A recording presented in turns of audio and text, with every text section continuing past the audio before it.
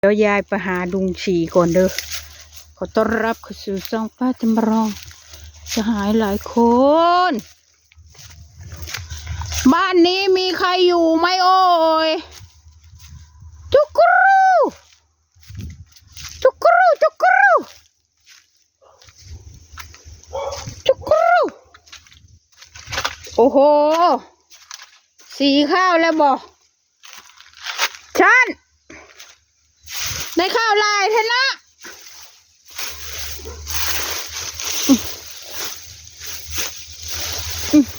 ใส่งะแค่วะปาติโตนี่ลงสีส่วนตัวค่ะนุ่นข้าวเนี่ยข้าวที่ยังไม่ได้สีนะโอ้ยสมพ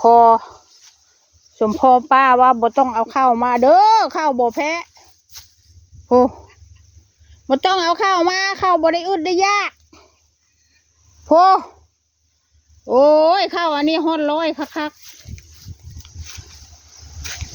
ๆจริงเยอะแยะตะแปะจะเอโมลุงสีส่วนตัวโอ้ข้าวลุงสี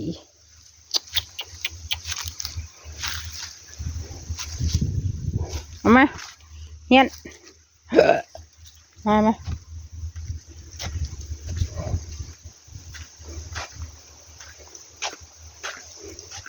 พี่น้องทางภูมาเยี่ยมเด้อพี่น้องทางภูเขามาเยี่ยมได้มือนี้ได้สวัสดีครับสวัสดีจ้าเอาอันนั้นเฮาสีแล้วก็เข้ากระสอบเลยบ่แม่นบ่แล้วมันแห้งแล้วกระสอบเลยบ่ฮอดสีแล้วครับอ๋อใจตอนนั้นยังบ่แห้งนั่นถูกอันไหนชมพูแล้วถูกเอามาสีมันเขาเกี่ยวให้คืนนี่นะ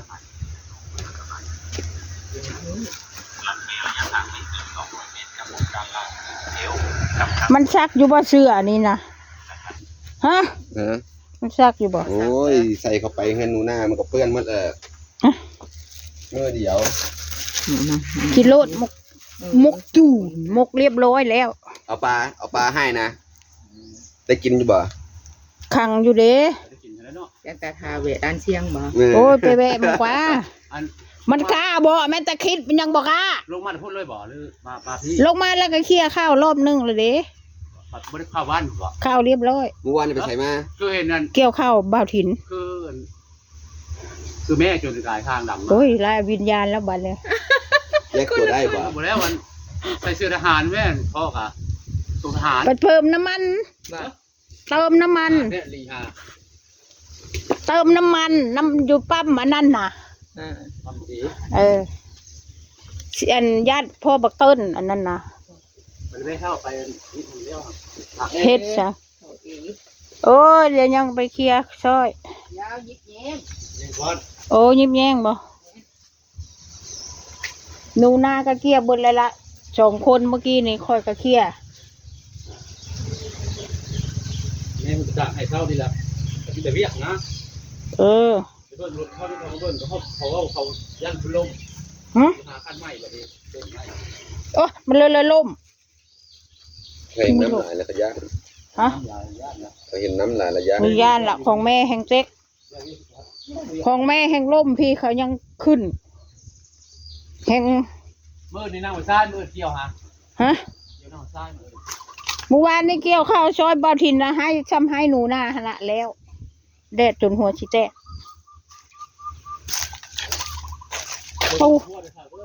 ลุงสีได้ข้าว100พนละลุงเชข้าวเจ้าบุอึด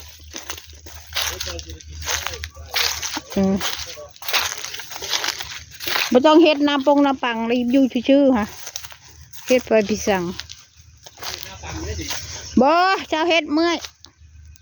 เนาะยายเอาไปขายบ่ชิเลอข้าวนะล้อค่ะบ่โอ้ทอดอาหารนะมื้อนี้ให้แดดเบิดมือเด้อ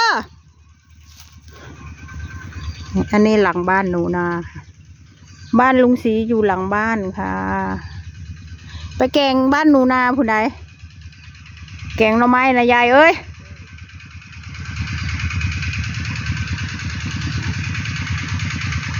ป่ะอันนั้นก็แก้ข้าวเนาะโห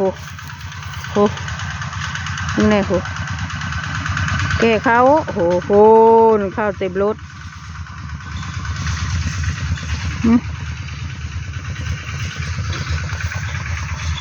ยาย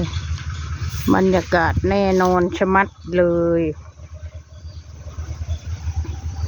หนูนา3 มื้อนี่บ่แม่นบ่4 มื้ออื่นบ่เบิ่งก้อนเนาะได้ย่างละครึ่งมื้อฮะได้ย่างละครึ่งมื้อเอาเต็มโลดเพราะว่ามันบ่ได้ดี มื้ออื่นเอาเต็มเลยบ่มื้อนี้ก็เกี่ยไปเกี่ยมามันก็แห้งอยู่ได้ล่ะยายเอ้ย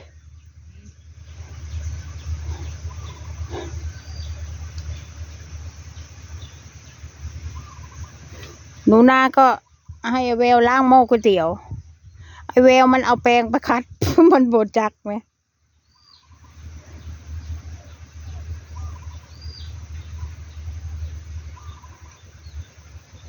ลืมถามไอ้แวว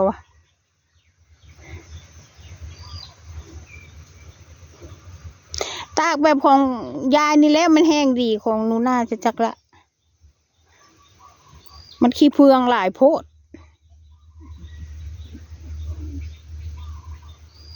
ยังฝุ่นจุ๊บได้ของเราฮะผลที่เลิกมันออกพอแห้งแล้วมาวันที่26นี่โอ้ยเฮาก็สิจากไปฮอดพุ่นบ่สนใจเด้ตะกี้รถว้าวสิมาเกี่ยวรถเขามาเบิ่งรถเขาลงบ่ได้เอาเดี๋ยวหาคันใหม่นะอุ้ยมันแล้วไปชี้มองเขาให้เขาเห็นขี้ตุ่มแล้วเขาก็สำรวจเบิ่งได้เอาน้ำแห้งพุ่นบ่เอาน้ำแห้งก็เดือน5พุ่นแล้ววันนี้แม่หาบุญบุตรบ่รถบ้านให้หวดเด้เขาไม่ได้ย่านได้เขาเกี่ยวอยู่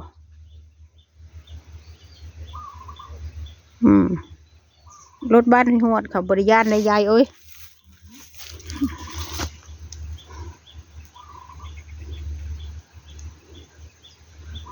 มักชีดามักชีเดอบ่มีบ่มาย่ำกินดูหนาวอยู่บ่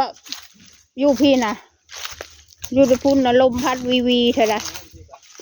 ฮะหนาวอยู่ที่ต้นยังวะแกงพุ่นหรือวะฮะแกงอยู่พุ่นพอยังละแกงหรอกก็จะแกงให้เจ้ากินลุงชีเอ้ยหลังบ้านหนูนาค่ะหลังบ้านฉันมีที่ดินอยู่บ้าง5 ตารางวาขอแม่มาทำเป็นสุสานนี่โอเคค่ะประมาณนี้ค่ะขอจบคลิปแค่นี้นะคะ